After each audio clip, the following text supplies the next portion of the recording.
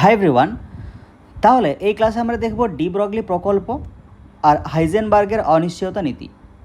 তাহলে de Broglie কি বলেছিলেন যে যখন কোনো ক্ষুদ্র কণা গতিশীল থাকবে তাহলে আলোর মতোই তার কণাধর্ম আর তরঙ্গধর্ম এই দুটোই দেখতে পাওয়া যাবে, মানে দ্বৈত প্রকৃতি দেখতে পাওয়া যাবে। দ্বৈত মানে দুটো আর কি। তাহলে কি দুটো প্রকৃতি? তরঙ্গধর্ম আর কণাধর্ম। তাহলে কি বলবে যে গতিশীল ক্ষুদ্র কণাগুলির তরঙ্গধর্ম ও কণাধর্ম দেখতে পাওয়া যায়। অর্থাৎ গতিশীল ক্ষুদ্র কণার দ্বৈত প্রকৃতি রয়েছে, দ্বৈত প্রকৃতি রয়েছে। এরপরে ওই যে ক্ষুদ্র গতিশীল কণা তাদের তরঙ্গ দৈর্ঘ্য কী হবে আর ভরবেগ কী হবে সেই সংক্রান্ত তিনি একটা সমীকরণ দেন, যেটাকে ডি ব্রগলির সমীকরণ বলা হয়। সেই সমীকরণটা কি? তরঙ্গ দৈর্ঘ্য ল্যামডা সমান এইচ বাই পি, যেখানে এইচটা হচ্ছে প্লাঙ্কের ধ্রুবক, এটা আগে থেকেই জানো, আর পিটা হচ্ছে ভরবেগ, আর ল্যামডাটা কী বললাম? তরঙ্গ দৈর্ঘ্য, তরঙ্গ দৈর্ঘ্য। এরপরে যখন তুমি ওই পিটাকে এমভি দিয়ে প্রকাশ করবে তখন আর একটা সমীকরণ পাবে। তাই ল্যামডা সমান এইচ বাই এমভি, যেখানে এমটা হচ্ছে ভর আর ভিটা হচ্ছে বেগ, এভাবেও লিখতে পারো। এরপরে এই সমীকরণের আরও অনেকগুলো রূপ হয়। কীরকম? ধরো কোনো একটা কণা গতিশীল আছে বা কোনো একটা কণা স্থিরই আছে, সেখানে তুমি বিভব প্রভেদ প্রয়োগ করেছো। একটা কণা আছে যার চার্জ আছে, সেই কণার উপর যদি বিভব প্রভেদ প্রয়োগ করো সেটা কী হয়ে যাবে? গতিশীল। তাহলে কণার আধান ধরো স্মল ই, তাহলে সেখানে ভি যদি বিভব প্রভেদ প্রয়োগ করা হয় আর গতিশক্তি যদি ই হয়, তো তখন তুমি কি লিখতে পারবে?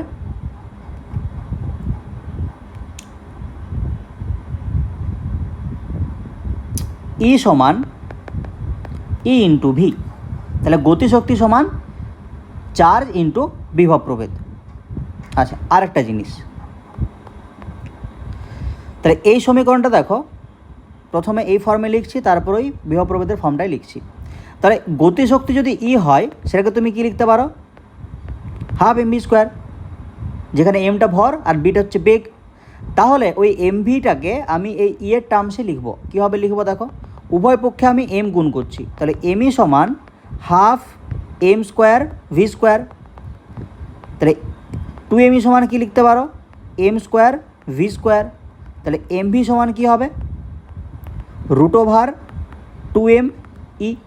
তাহলে এমভি এর জায়গায় আমি যদি রুট ওভার টু এমই বসিয়ে দিই আর একটা ফর্ম পেয়ে যাব। তাহলে ল্যামডা সমান H by root over two M E, যেখানে এমটা হচ্ছে ভর, ইটা হচ্ছে গতিশক্তি আর এইচটা হচ্ছে প্লাঙ্কের ধ্রুবক। এরপরে এই কেসটাতে আসছি, যে কণার আধান ছিল ই, সেখানে তুমি ভি বিভব প্রভেদ প্রয়োগ করেছো, তাহলে গতিশক্তি ই হয়ে গেছে। হয়ে যা, তাহলে ই এর জায়গায় কী লিখতে পারি? ইভি। তাহলে গতিশক্তি ই সমান ইভি। তাহলে এই যে ফর্মটা পেলাম একটু আগে, ল্যামডা সমান H by root over two M E, তাহলে ই এর জায়গায় ইভি লিখতে পারি। তাহলে ল্যামডা সমান কী হবে? H by root over two M E V, যেখানে ইটা হচ্ছে তোমার ওই কণার আধান আর ভিটা হচ্ছে ভোল্টেজ বা বিভব প্রভেদ। হলো? আচ্ছা, আর একটা ফর্ম আছে, এটার ক্যালকুলেশনটা দেখাচ্ছি না।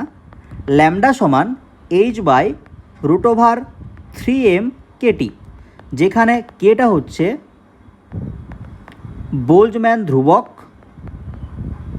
আর টিটা হচ্ছে পরম উষ্ণতা। তাহলে এই চারটা ফর্ম একটু খেয়াল রাখলেই হবে।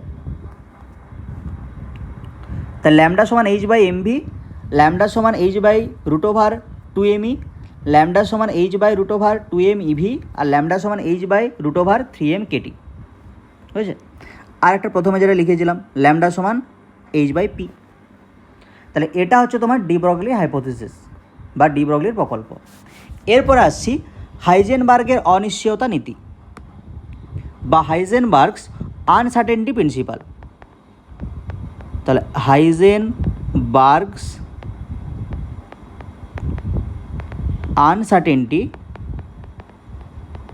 প্রিন্সিপাল বা হাইজেনবার্গের অনিশ্চয়তা নীতি।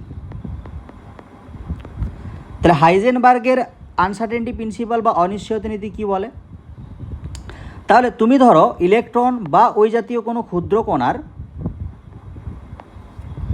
অবস্থান আর ভরবেগ নির্ণয় করতে চাও, তাহলে হাইজেনবার্গের আনসার্টেনটি প্রিন্সিপাল বলছে যে একই মুহূর্তে তুমি ওই অবস্থান আর ভরবেগ নির্ণয় করতে পারবে না, তাহলে কিছু না কিছু ওখানে অনিশ্চয়তা বা ত্রুটি থেকে যাবে। হয়েছে? তাহলে একই সাথে যদি ভরবেগ নির্ণয় করতে যাও আর অবস্থান নির্ণয় করতে যাও, তাহলে কিছু না কিছু ত্রুটি থেকে যাবে। তাহলে স্টেটমেন্টে যদি বলা হয় যে নির্দিষ্ট মুহূর্তে ইলেকট্রন বা ওই জাতীয় ক্ষুদ্র কণার অবভিয়াসলি গতিশীল, ক্ষুদ্র গতিশীল কণার অবস্থান ও ভরবেগ একই সাথে সঠিকভাবে নির্ণয় করা সম্ভব নয়। তাহলে যখনই তুমি একই সঙ্গে কোনো গতিশীল কণার অবভিয়াসলি ক্ষুদ্র অবস্থান আর ভরবেগ নির্ণয় করতে যাবে, তখন কিছু না কিছু ত্রুটি তোমার থেকে যাবে। হয়েছে? তাহলে ধরো ভরবেগ নির্ণয়ের অনিশ্চয়তা, ভরবেগ নির্ণয়ের অনিশ্চয়তা সমান হচ্ছে ডেল্টা পি। আচ্ছা, আমি ধরো যে ভরবেগটা নির্ণয় করছি এক্স অক্ষ বরাবর, তিনটে অক্ষ আছে এক্স ওয়াই জেড। তাহলে এক্স অক্ষ বরাবর একটা কণা গতিশীল, ধরো যাচ্ছে কণাটা এক্স অক্ষ বরাবর। তাহলে তুমি এই অক্ষ বরাবরেই যখন ভরবেগ নির্ণয় করতে চাচ্ছ আর গতিশক্তি অবস্থা নির্ণয় করতে যাচ্ছ, তাহলে ভরবেগের ধরো অনিশ্চয়তা হচ্ছে ডেল্টা পি এক্স। এক্সটা কেন বলেছি? কারণ এক্স অক্ষ বরাবর কণাটা গতিশীল। আচ্ছা, অবস্থা নির্ণয়ের অনিশ্চয়তা ধরো ডেল্টা এক্স। কথাটা বুঝতে পারলে? তাহলে এক্স অক্ষ বরাবর কণাটা গতিশীল, তার অবস্থা নির্ণয়ের অনিশ্চয়তা ডেল্টা এক্স, আর ভরবেগ নির্ণয়ের অনিশ্চয়তা হচ্ছে ডেল্টা পি এক্স। তাহলে এক্সটা কেন দিলাম? কারণ এক্স অক্ষ বরাবর কণাটা গতিশীল। আচ্ছা, অবস্থান নির্ণয়ের অনিশ্চয়তা হচ্ছে ডেল্টা এক্স। তাহলে হাইজেনবার্গ কী বলছে যে ডেল্টা এক্স বা অবস্থান নির্ণয়ের অনিশ্চয়তা আর ডেল্টা পি এক্স ভরবেগ নির্ণয়ের অনিশ্চয়তা, এটা কি হবে? h/4π হয় সমান বা তার চেয়ে বেশি হবে। বুঝলে? তাহলে অবস্থা নির্ণয়ের অনিশ্চয়তা, ভরবেগ নির্ণয়ের অনিশ্চয়তা, এদের গুণফলটা h/4π এর সমান হবে বা তার বেশি হবে। এটাই হচ্ছে হাইজেনবার্গের আনসার্টেনটি প্রিন্সিপালের গাণিতিক রূপ। তাহলে delta x into delta B সমান h/4π। এরপরে এই যে ভরবেগটা তুমি লিখেছ, দেখো এটার অনেকগুলো ফর্ম হয়। তাহলে ডেল্টা পি মানে তো ভরবেগ, তাহলে ওই পি এর জায়গায় তুমি লিখতে পারো এমভি। এমভি এক্স কেন দিয়েছি? কারণ এক্স অক্ষ বরাবর কোনটা গতিশীল, তাহলে এমটা হচ্ছে ভর আর বিটা হচ্ছে গতিবেগ। তাহলে এটাও লিখতে পারো h/4π। তাহলে এখান থেকে কী লিখতে পারি? Delta x into delta v x greater equals to h/4π m. এমটা নিচে চলে আসবে, এটাও লিখতে পারি। আচ্ছা, এরপরে কতগুলো ফর্মুলা আছে। ধরো সময় আর শক্তি, শক্তি নির্ণয়ের অনিশ্চয়তা হচ্ছে ডেল্টা ই এক্স, মানে শক্তিটা তুমি নির্ণয় করছো কোন বরাবর? এক্স অক্ষ বরাবর, আর তার অনিশ্চয়তা ডেল্টা ই, তাহলে ডেল্টা ই এক্স। আর সময় নির্ণয়ের অনিশ্চয়তা হচ্ছে ডেল্টা টি। তাহলে এদের গুণফলটা কত হয়? h/4π এর সমান বা তার চেয়ে বেশি। এটা গেল সেকেন্ড ফর্মুলা বা থার্ড। এরপরে তাহলে এনার্জির জায়গায় তুমি লিখতে পারো এইচ নিউ। নিউ মানে কি? কম্পাঙ্ক। তাহলে কম্পাঙ্কটাও ধরো এক্স অক্ষ বরাবরে মাপা হচ্ছে। আচ্ছা, ডেল্টা টি তো ছিলই, তাহলে এটা কী হবে? h/4π। এরপরে এইচ আর নিউর মধ্যে নিউটা তো পরিবর্তনশীল, তাহলে ওটা ডেল্টার মধ্যেই থাকবে, আর এইচটা কনস্ট্যান্ট হওয়ার জন্য ওটা ডেল্টার বাইরে চলে আসবে। তাহলে H delta nu X into delta T greater equals to H by 4 pi.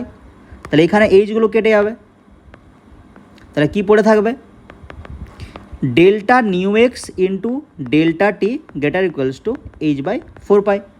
তাহলে কম্পাঙ্ক নির্ণয়ের অনিশ্চয়তা হচ্ছে ডেল্টা নিউ, এক্সটা কেন, কারণ এক্স অক্ষ বরাবর মাপা হচ্ছে, আর সময় নির্ণয়ের অনিশ্চয়তা হচ্ছে ডেল্টা টি। এদের গুণফলটাও কী হবে, আচ্ছা এইচটা তো কেটে গেছে, সরি। তাহলে 1/4 পাই হলো।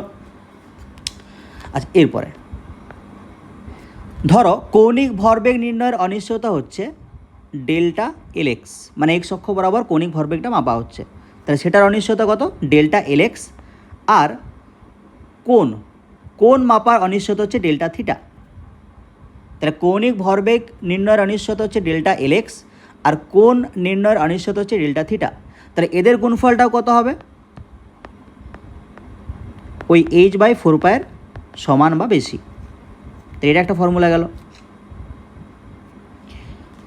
আচ্ছা আর সেরকম কিছু দরকার নেই, এই ফর্মুলাগুলো জানলেই চলবে এখানে। তাহলে হাইজেনবার্গের অনিশ্চয়তা নীতি এখানেই শেষ। তাহলে এই ক্লাসে এই দুটো টপিক হলো, এখান থেকে কিন্তু নিউমেরিক্যাল বেশ ভালো রকম জিজ্ঞেস করে, তাহলে সব ফর্মুলাগুলো কিন্তু একটু মাথায় রাখতে হবে। তাহলে একটা ফর্মুলা যদি মাথায় থাকে বাকিগুলো তুমি করে নিতে পারবে, তাই না? তাহলে এই ক্লাসে এতটাই থাক, থ্যাংক ইউ।